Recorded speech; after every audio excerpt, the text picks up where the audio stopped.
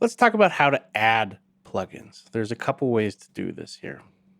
So if we're looking at a Reaper session, the first way that you can add a plugin on an individual track is to press this FX button right here.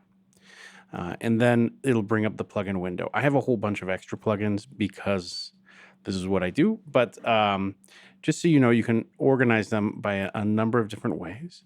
But essentially what we want to do is we want to go to categories, EQ, and then you're looking for the VST Re-EQ by Cocos.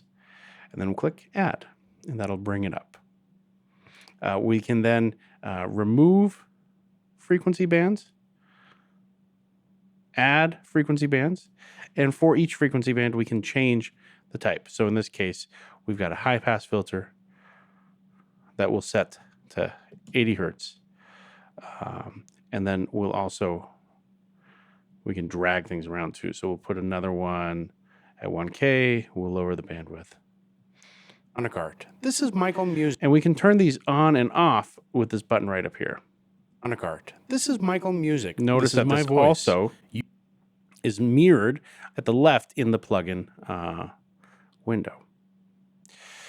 You can also add plugins by hitting the FX button in the individual track in the mixer. So if I hit the FX here, then I could add another EQ plugin if I so wanted to.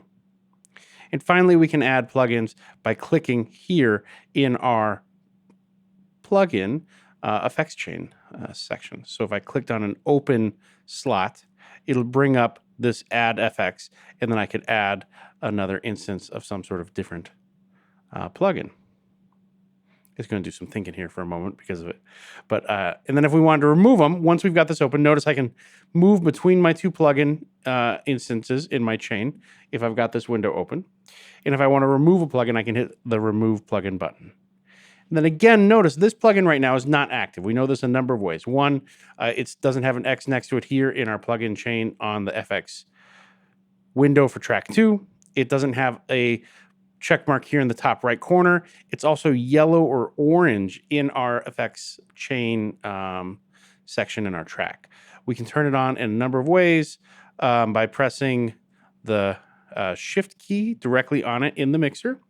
We can turn it on and off in the chain here at the left, or we can turn the plugin on or off over here on the right. Great.